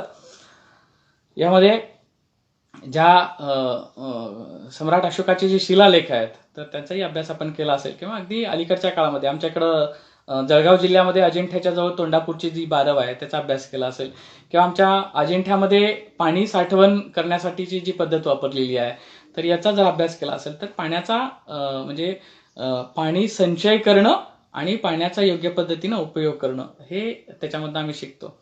पण या गोष्टींचं लेखन म्हणावं तितकं झालं का? म्हणजे इतिहासाचं अध्ययन या दृष्टिकोनातनं झालं का? इतिहासाचं लेखन पुन्हा पुन्हा त्याच्यावरती झालं का? म्हणजे बेस्ट एक्झाम्पल आम्ही आमच्या पेपरमध्ये लेखन जे करता म्हणजे पेपरमध्ये असेल पुस्तकांमध्ये असेल आम्ही कुठल्या गोष्टींना जास्त जास्त हे करतो. मला एक सांगायचंय की अणुलेखानं मारणं असा मराठीमध्ये एक शब्दप्रयोग आम्ही करतो. म्हणजे त्याच्याबद्दल विचार करायचा नाही किंवा त्याचा उल्लेखही करायचा नाही. अणुलेखानं मारणं. तर सगळ्या इतिहासाच्या अभ्यासकांना, संशोधकांना, लेखकांना एक नम्र विनंती मला अशी करावीशी वाटते की ट्रम्पबद्दल किंवा उत्तर कोरियाचा सम्राट असेल किंवा एखादं म्हणजे भारत पाकिस्तानच्या संदर्भातलं असेल, रशिया अमेरिकेच्या संदर्भातलं असेल, तणावाचे मुद्दे असतील, यांना जर तमाम मीडियानं आणि तमाम लेखकांनी जर ठरवलं की याचा उल्लेखच करायचा नाही, त्यांना प्रसिद्धीच द्यायची नाही, तर मला असं वाटतं की अनुल्लेखानं मारणं हे तिथं सिद्ध करता येईल. आणि मग आम्हाला कशाची पुन्हा पुन्हा उजळणी करायची, पुन्हा पुन्हा आम्हाला कशाची मांडणी करायची, तर ज्या गोष्टी बेस्ट आहेत, ज्या गोष्टी चांगल्या आहेत, ज्या गोष्टी घडल्या पाहिजेत आम्ही असं म्हणतो. बघा म्हणजे घरामध्ये शिकत असताना आम्ही असं म्हणतो की आमच्या छोट्या छोट्या मुलांनी काय करू नये हे पुन्हा पुन्हा त्यांना सांगण्यापेक्षा काय करायला पाहिजे हे आम्ही त्यांना कृतीतनं शिकवलं पाहिजेत. Because for the new generation, ही जी नवीन पिढी आहे त्यांच्यासाठी लाईव्ह रोल मॉडेल हे त्यांचे आईवडील आहेत. आम्ही आमच्या घरामध्ये म्हणजे इतिहासाचं अध्ययन का करायचं हे परत एकदा सांगतो. मातृसत्ताक संस्कृती किंवा मातृसत्ताक इतिहासाचा अभ्यास जर आम्ही केला तर आम्हाला हे लक्षात येतं की आम्ही आमच्या घरामध्ये आईशी बोलताना किंवा वडिलांशी बोलताना, ज्येष्ठांशी बोलताना कधी आम्ही चुकीचं नाही बोलत, वाईट नाही बोलत, त्यांचा आम्ही आदर करतो. आणि आदर करतो त्याच्यातनं ही लहान मुलं ते शिकतात. आता बघा एक उदाहरण म्हणजे इतिहासाच्या अध्ययनातलं एक दुसरं उदाहरण. इतिहासाचं अध्ययन म्हणजे केवळ पुस्तकी वाचन नाही आहे. मला माफ करा की लेखन आणि वाचन हेच केवळ शिक्षणाचे किंवा अध्ययनाची साधनं नाही आहेत. बघून शिकणं किंवा ऐकून शिकणं आणि कृतीतनं म्हणजे इतरांच्या कृतीमधनं आपण शिकणं, मग ती कृती आपण करत शिकणं, तर अध्ययनाचे असे अनेक सारे प्रकार आहेत. आणि मग आम्ही जे काही शिकतो तर छोटंसं एक याच्यातलं अजून उदाहरण की आज तमाम या देशातल्या किंवा जगभरातल्या वृद्धाश्रमात राहणारी जी मंडळी आहेत ती कुठली आहेत हे आपण जर थोडंसं नीट बघितलं, वृद्धाश्रमात राहणारी मंडळी, तर ज्यांनी आपल्या लेकरांना खूप मेहनत करून चांगल्या पद्धतीनं त्यांना म्हणजे शिक्षण दिलं आणि मोठ्या पदावरती ती लेकरं गेली. बहुतांश म्हणजे 90% अशीच मंडळी आहेत की ज्यांच्या लेकरांनी खूप चांगलं शिक्षण घेतलं, ती लोक वृद्धाश्रमात आहेत. खूप चांगलं शिक्षण म्हणजे चांगलं शिक्षण नाही म्हणता येणार याला, खूप उच्च शिक्षण असं वगैरे आपण म्हणू शकू, म्हणजे मोठ्या पदावरती ती मंडळी आहेत. परंतु जो शेतकरी आहे किंवा जो आदिवासी आहे किंवा अगदी ज्याला म्हणजे ज्यांना या सगळ्या आताच्या आपल्या या सगळ्या शिक्षण पद्धतीचा कुठलाही गंध नाही आहे, त्यांच्या आईवडील कुठल्या वृद्धाश्रमात आहेत का? असं एक तरी उदाहरण दाखवा की आदिवासी याच्यामध्ये. ज्यावेळेला मी अंदमान निकोबारला होतो किंवा आमच्या इकडं नंदुरबार किंवा नवापूरच्या आदिवासी भागामध्ये मी जातो किंवा गडचिरोलीलाही जिथं आम्ही गेलो, त्याच्या आधी मी हैदराबादला ज्यावेळेला होतो त्यावेळेला तिकडं अगदी म्हणजे श्रीकाकुलमच्या जंगलामध्ये, तामिळनाडूच्या बॉर्डरच्या जंगलांमध्ये ज्यावेळेला आम्ही गेलो किंवा आदिलाबादच्या बाजूला एटापल्ली वगैरे हा जो भाग आहे, नांदेडच्या बाजूला भोकरदन किनवटच्या बाजूचा जो भाग आहे, या भागातल्या आदिवासी परिसरामध्ये जेव्हा आम्ही जातो एकही कुटुंब असं आढळलं नाही की ज्यांचे आई वडील वृद्धाश्रमात असतील. आणि पुण्या मुंबई सारख्या मोठ्या शहरांमध्ये ज्यावेळेला जातो किंवा जे उच्च शिक्षित असलेली मंडळी आम्ही जेव्हा बघतो, त्यांच्या आई वडील आम्ही वृद्धाश्रमात का बघतो? याचं कारण असं आहे की आम्ही अध्ययन कसं करायचं आणि अध्ययन का करायचं याचा विचार गांभीर्यानं कधीच केलेला नाही. कारण आम्ही जर अध्ययन का करायचं हे जर विचार केला असता तर कशाचं अध्ययन करायचं हे पण आम्ही आधी नीट अभ्यासलं असतं. आणि मग याला जर इम्प्लिमेंट कसं करायचं हे जर शिकायचं असतं तर अध्ययन कसं करायचं for the implementation this study, implementation करण्यासाठी अध्ययन करायचं हे आम्हाला त्याच्यामध्ये शिकता आलं असतं. जगभरातल्या अनेक अभ्यासकांनी अनेकांनी वेगळ्या याच्या व्याख्या केल्यात. खरं म्हणजे मी पुन्हा पुन्हा मार्क्सचं उदाहरण सांगत असतो. मार्क्स असं म्हणतो की जेव्हा शहरातल्या चौकात बेकारांचे तांडे जमायला लागतात, बेकारांच्या फौजा जमायला लागतात, तेव्हा समजायचं की क्रांतीचे पडघम वाजायला लागतात. याचा अर्थ काय होतो? भुकेपोटी तुम्ही कुठलीही गोष्ट जर सांगितली, तुम्ही कुठली गाथा सांगितली, भुकेपोटी माणसाला कुठले ज्ञान देणार असाल तर त्याला त्या अध्ययनाचा त्या अध्यापनाचा कसलाही उपयोग होत नाही. कारण भाकरी हाच भुकेल्याचा देव असतो हे आम्हाला पहिल्यांदा इतिहासातनं शिकलं पाहिजे. आता शेवटच्या एका मुद्द्यावरती मी येतो, तो म्हणजे अतुल देऊळगावकरांनी भूकमुक्तीचा ध्यास नावाचं एक सुंदर पुस्तक लिहिलंय. या पुस्तकामध्ये त्यांनी हा उल्लेख केलाय की एम एस स्वामीनाथन ज्यांनी या देशामध्ये हरित क्रांती घडवली, तर एम एस स्वामीनाथन साहेबांनी असा उल्लेख केलाय. खरं म्हणजे एम एस स्वामीनाथन आमच्या इथं जगातलं पहिलं जल विद्यापीठ आमच्या परिसरात होते, आमच्याकडे होते. आणि वॉटर युनिव्हर्सिटी या समितीचे अध्यक्ष एम एस स्वामीनाथन साहेब आहेत. आणि डॉक्टर अनिल काकोडकरजी हे पण त्या कमिटीचे एक सदस्य आहेत. 20 लोकांची जी समिती आहे त्या समितीचा मी एक छोटासा सदस्य आहे. आणि याच्यामध्ये एम एस स्वामीनाथन साहेब या भूकमुक्तीचा ध्यास हे जे पुस्तक आहे त्यात अतुल देऊळगावकरांनी जे लिहिलं त्याच्यात ते असं म्हणतात की ज्या वेळेला हरित क्रांती झाली त्यावेळेला जर मी गांधी वाचला असता तर कदाचित हरित क्रांती व्हायला थोडासा उशीर झाला असता. पण आज पर्यावरणावरती त्याचे जे असंख्य वाईट परिणाम होत आहेत, म्हणजे केमिकलचा वापर करून असेल, रसायनांचा वापर करून असेल, खतांचा वापर करून असेल, त्याचे जे परिणाम सगळ्या निसर्ग चक्राला आणि मानवजातीला भोगावे लागत आहेत. कॅन्सरचं प्रमाण जे प्रचंड मोठ्या प्रमाणात वाढले, तर हे परिणाम या मानवजातीला भोगावे लागले नसते हे ते सांगतायत ज्यांना आम्ही हरित क्रांतीचा जनक मानतो. तर इतिहासाच्या सर्व अभ्यासकांना, संशोधकांना, विद्यार्थ्यांना हात जोडून एकच नम्र विनंती करतो, एखादा इतिहास कितीही 100% सत्य आहे हे जरी तुम्ही मान्य केलं किंवा जरी तुम्हाला मिळाला तरी तुम्ही या समाजाचा एक घटक आहात. Because history is a part of social sciences and being as a part of this society, social sciences for the society. Being as a part of this society, I must remember that we never be present that history. आम्ही कधीही तो इतिहास जगासमोर मांडू शकत नाही की ज्याच्यातनं मानवजातीचा विनाश होईल आणि मानवजातीचं हित होईल असा इतिहास आम्हाला जगाच्या समोर मांडता आला पाहिजेत.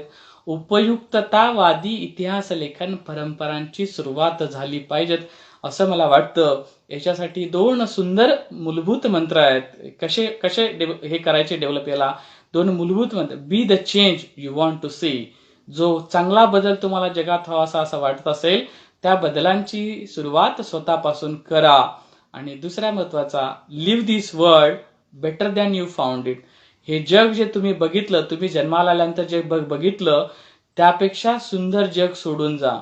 असं दुष्काळांनी हैराण असलेलं आणि अनेक आपदा आणि विपदांनी ग्रस्त असलेलं जग सोडून नका जाऊ. सगळ्या तमाम वैज्ञानिकांना आणि सगळ्या मानवजातीच्या या मानवतेच्या अभ्यासकांना, इतिहासकारांना मनापासून धन्यवाद की त्यांनी समग्र मानवजातीचा आणि ज्याला आपण वेलफेअर ऑफ ऑल, सर्वोदयाचा विचार ज्यांनी केला त्या सगळ्यांना नमन करतो. आणि माझा हा व्याख्यानाचा विषय इतिहासाचं अध्ययन का आणि कसं करायचं हे मी तर थांबवतो. मी आपल्या सगळ्यांना विनंती करतो की आपले काही प्रश्न असतील तर कृपया आपण विचारा.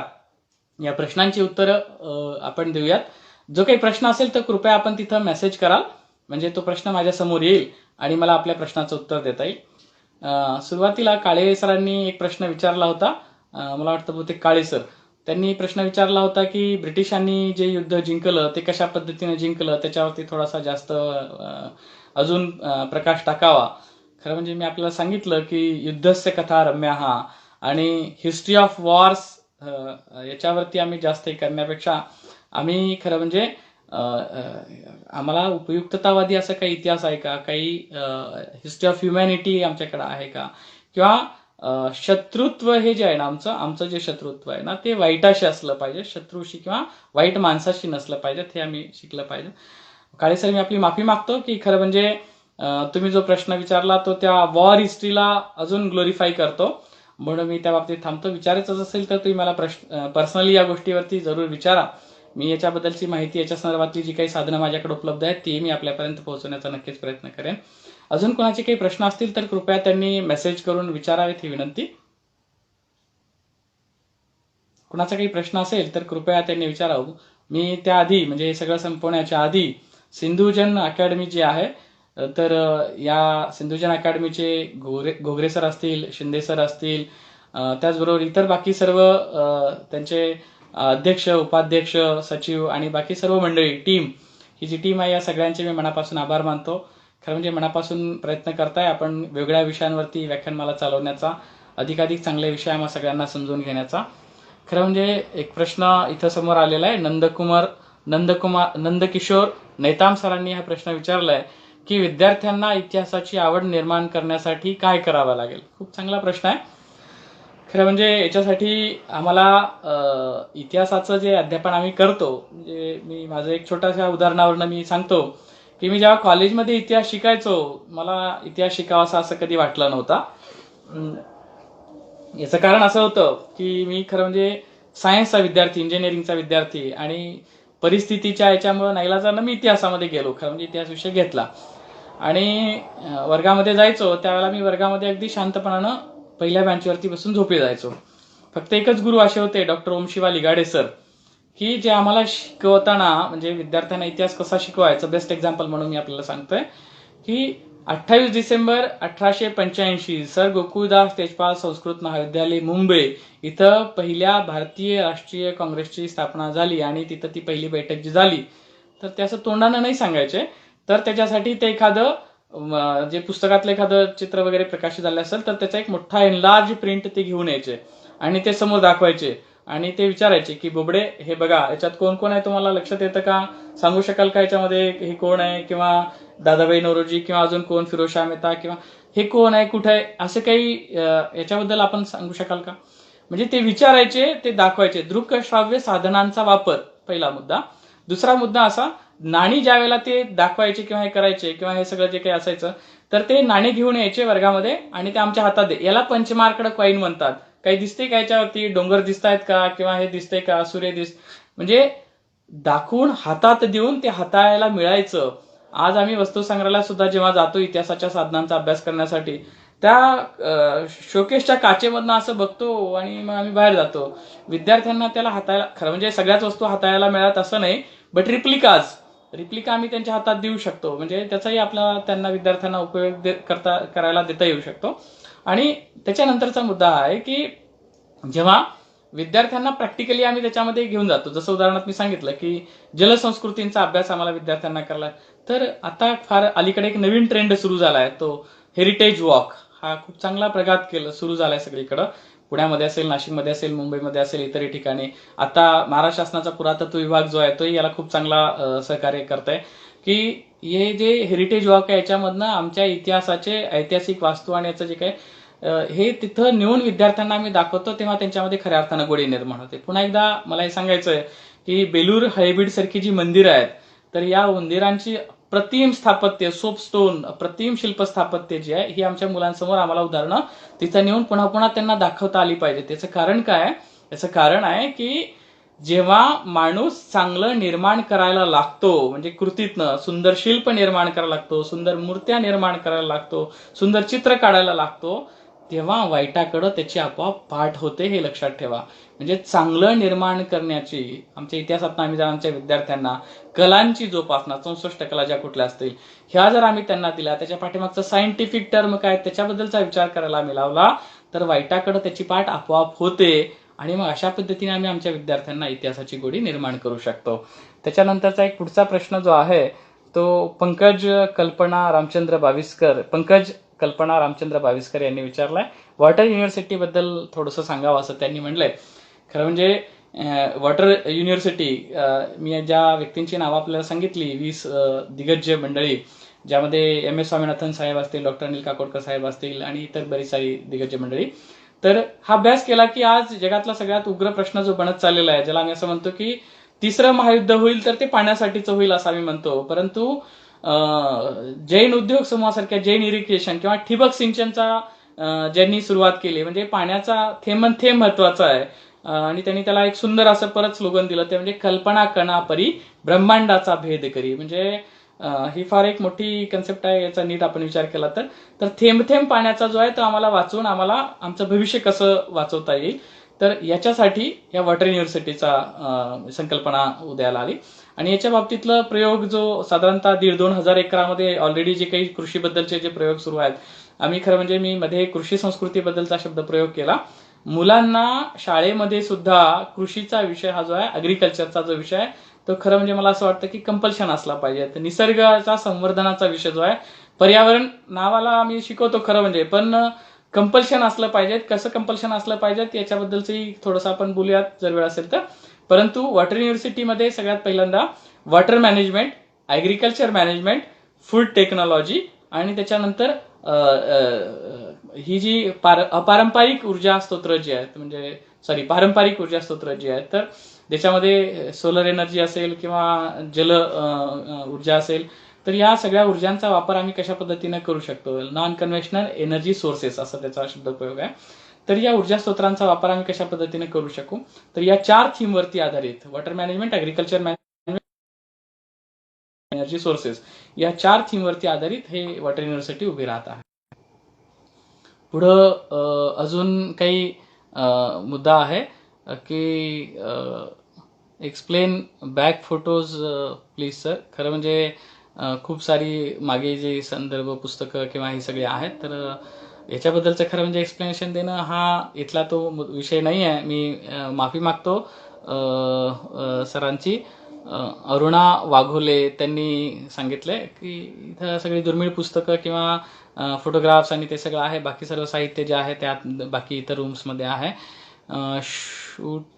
सूत कताई वर्क, अरुणा वाघोले मॅडमनी प्रश्न विचारलाय की सूत कताई बद्दलचं जे काम आहे त्याच्याबद्दल आपण सांगावं. खरं म्हणजे सोपं काम आहे. आपल्याला साधी हातामध्ये टकळी जी आहे, टकळीवरती ज्यांनी सूत तयार केला असेल, खरं म्हणजे लोक असं म्हणतात की काय गरज आहे, इतकी मोठी मोठी मशिनरी आहे, सगळं आता निर्माण होते, मग परत काय गरज पडली. 3 महिने लॉकडाऊन मध्ये होतो आपण सगळेजण, म्हणजे आहोत आता 3रा महिना साधारणतः लॉकडाऊन मध्ये आहोत आणि काही गोष्टी बाहेर मिळत नाही. खरं म्हणजे समजा जर याच्याऐवजी जर अजून जर ही साथ खूपच भयानक असते, खूपच म्हणजे इतकी की बाहेरच नाही पडता आलं असतं, आणि तर काय झालं असतं म्हणजे कुणालाच. आणि समजा पाणी जो चालू करणार, आपल्या नळाला जे पाणी येतं ते पाणी पण चालू करणारा कोणी जर नसता तर काय झालं असतं, याचा कमीत आम्ही गांभीर्याने विचार केलाय का? कधी गांभीर्याने विचार केलाय की आमच्या नळाला जे पाणी येतं ते पाणी सुद्धा चालू करणारा कोणी नसता? मोटरचा विचार करतो ना आपण. परंतु समजा जर मोटर जर लाईटचे खांब जर उद्ध्वस्त झाले, आज ओडिसामध्ये किंवा याच्यामध्ये पश्चिम बंगालमध्ये जी परिस्थिती झालेली आहे की सगळे खांब कोसळून पडले, अशी जर समजा परिस्थिती निर्माण झाली, वीजच नाही राहिली, तर तुम्ही जमिनीतनं पाण्याचा उपसा कसा कराल? म्हणजे या सगळ्या गोष्टींसाठी मला एकच सांगायचं आहे की सूत कताई जी आहे ती याच्यासाठी करायची की वस्त्र स्वावलंबन. खरं म्हणजे माणसाच्या जगण्यासाठीच्या 3 मूलभूत गोष्टी काय आहेत असा प्रश्न विचारला की सगळ्यात पहिला जो मुद्दा आमच्या सगळ्यांच्या म्हणजे फाडकन उत्तर येतो सगळ्या प्राध्यापक संशोधक विद्यार्थ्यांकडनं, रोटी कपडावर मकान. माहित नाही काय पिक्चरचा डायलॉग कसा डोक्यात भिनला. म्हणजे अन्न, वस्त्र आणि निवारा असा लगेच फाडकन उत्तर येतं. म्हणजे माणसाच्या जगण्यासाठीच्या 3 मूलभूत गोष्टी काय? ठीक आहे बाबा, तुम्ही मानता तर मानता. वस्त्र मानता ना, मग ते वस्त्राबद्दलचं स्वावलंबन पाहिजे. ज्या गोष्टी मानता त्याच्याबद्दलचं किमान स्वावलंबन पाहिजे. याच्यासाठी आम्ही सूतकताई करतो. म्हणजे पर्सनली त्याच्या बाबतीमध्ये आम्हाला महत्व वाटतं म्हणून आम्ही ते करतो. पण गांधींनी त्यावेळेला जे सांगितलं होतं त्याचं कारण वेगळं होतं. याचं कारण असं होतं, मी जे आता बोललो की त्या काळामध्ये 1920 भारताच्या इतिहासातलं एक असं वर्ष आहे की ज्या दर 10 वर्षानंतर जी जनगणना होते, लोकसंख्या वाढण्याच्या ऐवजी कमी झालेली आहे. आणि लोक का मेली, अधिकाधिक लोक का मेली? कारण खायला 2 वेळचं अन्न सुद्धा मिळत नव्हतं आणि उपासमारीनं ही लोक जी मरत होती. तर 2 हाताला काम मिळालं पाहिजेत आणि किमान 2 वेळचं अन्न मिळालं पाहिजेत. सामान्य माणसाला जगण्यासाठी रोजगार मिळाला पाहिजेत. म्हणून क्रांतीचं प्रतीक असणारं हे प्रतीक जे होतं ते म्हणजे चरखा होता आणि याच्यासाठी गांधींनी सूतकताई सांगितली होती. याच्या पाठीमागच्या अजून 2 गोष्टींचा आम्हाला नीट विचार करता आला पाहिजे. एक म्हणजे अन्न, वस्त्र आणि निवारा या मानव जातीच्या किंवा तमाम प्राणी जगतासाठीच्या जगण्यासाठीच्या मूलभूत गोष्टी नाही आहेत. पहिल्या जगण्यासाठीच्या 3 मूलभूत गोष्टी आहेत ते म्हणजे हवा, पाणी आणि अन्न. या 3 गोष्टी पहिल्यांदा नीट राहिल्या पाहिजेत. वस्त्र मिळालं नाही मिळालं तरी जगणारी मंडळी आहेत, नोमॅडिक पीपल्स ज्याला आपण म्हणतो, त्यांना आजही वस्त्र नाही पण ते जगतायत. आम्ही सभ्यतेची काही परिमाणं लावलीत म्हणून वस्त्रांचा आम्ही वापर करतो. आणि निवारा, तर आत्ताचा जो निवाऱ्याचा प्रकार वेगळा आणि या सगळ्यांचं भाष्य खरं म्हणजे परत कधीतरी आपण करूयात. परंतु माणसाला जगण्यासाठीच्या 3 मूलभूत गोष्टी या हवा, पाणी आणि अन्न आहेत. हे आम्हाला आमच्या इतिहासातनं भिनवता आलं पाहिजेत या तरुण पिढीवरती. आणि हे जर नीट राहिलं तरच आपण जगू शकू. हवा दूषित झाली, विषाणू पसरला म्हणून काय झालं कळलं, सगळं कडी-कुलपात बंद करून आम्हाला घरात राहावं लागलं. तसंच आम्हाला पाण्याबद्दलचं आहे, तसंच आम्हाला अन्नाबद्दलचं आहे. इतकं आम्ही लक्षात ठेवावं. अजून काही प्रश्न आहे कोणाचा? सूतकताईबद्दल आपण विचारलं. अजूनही काही जास्त माहिती घ्यायची असेल तर आपण मला फोन करू शकाल आणि माहिती घेऊ शकाल. हे संपल्याच्या नंतर याच्यामध्ये याच मेसेज बॉक्समध्ये मी माझा मोबाईल नंबरही देईन. जर कोणाला काही प्रश्न असेल तर कृपया आपण मला पर्सनली फोन करून सुद्धा याबद्दल विचारू शकाल. पुढचा कुठला कोणाचा काही अद्याप प्रश्न आलेला?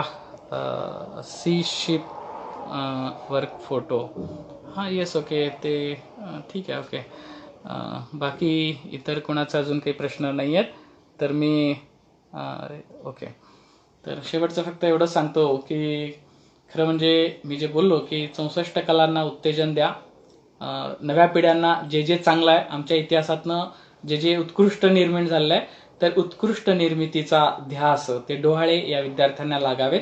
याच्यासाठी इतिहासाचं अध्ययन, अध्यापन आणि ते त्यांना शिकता आलं पाहिजे. पुन्हा एकदा be the change you want to see. जो चांगला बदल जगात व्हावा असं वाटत असेल त्याची सुरुवात स्वतःपासून करा. इतिहासाचं अध्ययन करताना harmony between the humanity and harmony between the human and the nature ही मूलभूत तत्व लक्षात असू द्या आणि याच्यासाठीचं इतिहासाचं अध्ययन करावं अशी मी विनंती करतो आणि मी थांबतो. धन्यवाद. सिंधुस जन अकॅडमीच्या सर्वांचे पुन्हा एकदा मनापासून आभार मानतो. आपण सर्वांनी आपला अमूल्य वेळ दिलात. सर्व प्रेक्षक जे कोणी इथं सगळेजण लाईव्ह हे सगळं बघताय त्या सर्वांचे मनापासून आभार मानतो. धन्यवाद.